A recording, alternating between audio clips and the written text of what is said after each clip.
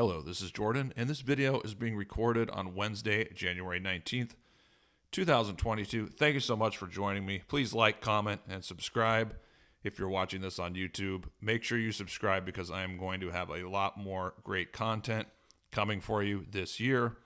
And in this video, I'm going to discuss the recent action in gold and silver, where it appears that they are ignoring bad news.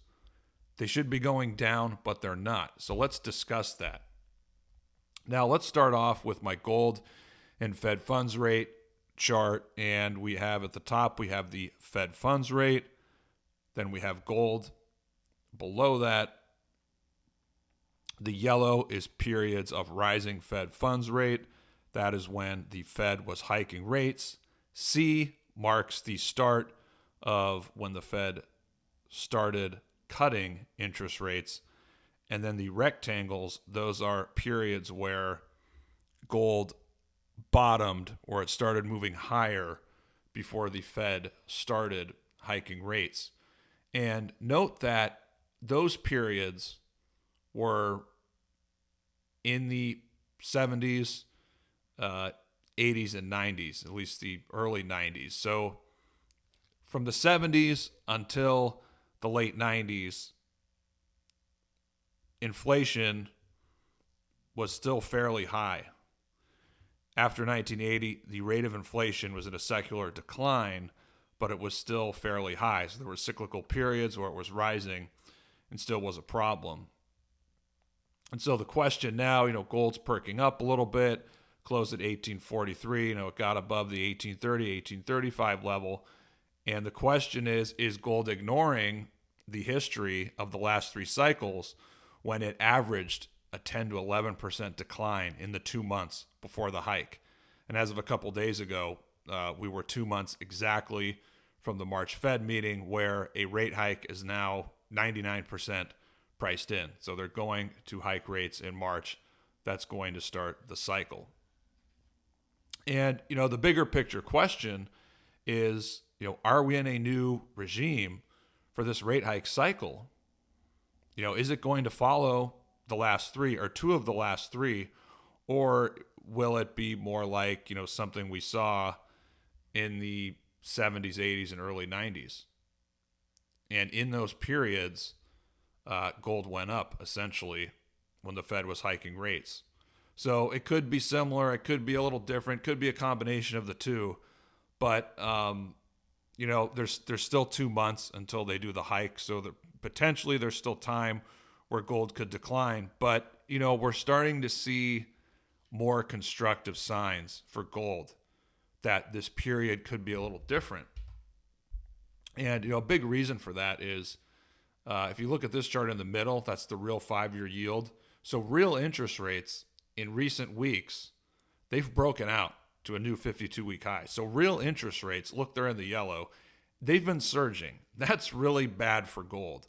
So gold should be declining. I mean, gold should have fallen below 1750 by now, given what's happening with real interest rates. Real interest rates rising is negative for gold.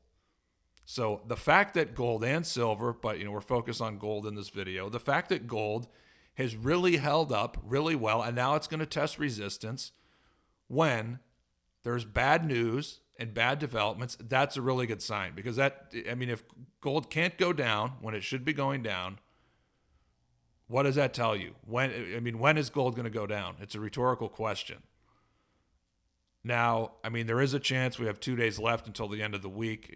Maybe this move completely collapses in 2 days, and then it's another false move like we had in November. But, given, look what's happened. Just look at the yellow there in gold. Gold actually, since mid-December, gold has been holding above its 200-day, other than a day or two.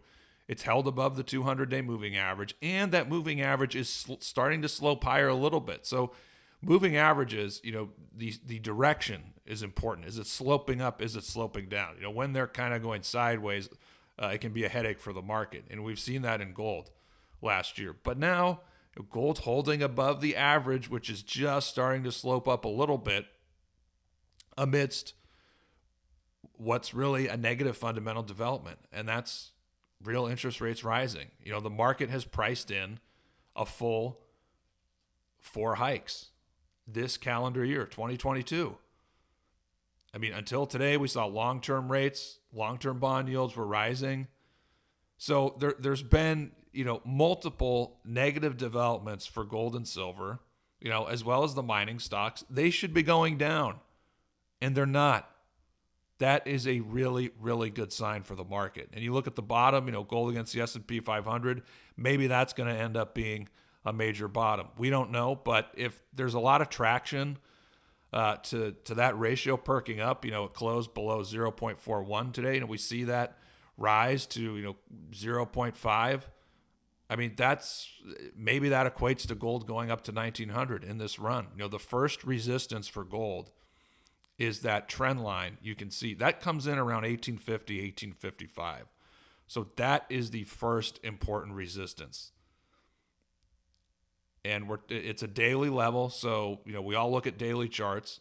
Let's see if gold can break that, because if gold breaks above that, there's an increased chance that gold could test 1900. And so if gold can just test 1900, maybe it tests 1900, and then when the Fed does the first hike, maybe gold corrects, it comes back and it tests the 200-day again or something like that. It wouldn't even be that much of an issue, because just getting up to 1900 would show increasing strength, and really, at least to me, confirm that the worst of this correction is the correction itself is almost over. So, and before I forget, one thing I want to note, real interest rates, they also were going up. The only time, if you look historically, at least recently in the last 20 years or so, the only time they really disconnected from the market, at least in my opinion, was 2005. I mean, that period, 2005, 2006, real interest rates were actually going up when gold made that massive. I mean, the 2005, 2006 breakout, that was a multi-decade breakout. That was really, really significant. And real interest rates were actually going up during that time. So I don't know if we're going to see a complete repeat, but I'm just pointing out, look, the disconnection of gold going up when it shouldn't, it happened in the past during a bull market. But, in any event, the real significance of this recent action, again, is gold should be going down. Real interest rates have broken out. They're rising, but it's not. So that is a really, really significant development for gold and precious metals. It doesn't necessarily mean gold's going to break out in a month or two, but just generally, it's a very significant development. And if I just think about it, I don't, it could be one of two things. Number one, maybe the market is saying to the Fed, no effing way are you going to hike 4 times this year. Like, you're going to have to stop at some point this year. Excuse me. That's number one. Number two, gold could be sniffing out. We have oil looking like it's going to break out. If you look at the yield curve, there's a threat of an inversion later this year. Jim Bianco is one of the best bond guys. He's predicting an inversion later this year. So you have inverted yield curve. You have oil potentially breaking out. Oil's been hot. Those are things that happen before a recession. So, the second thing is maybe gold is sniffing out. You could have a real stagflation problem this year where the Fed could really be in trouble. So that's just my take.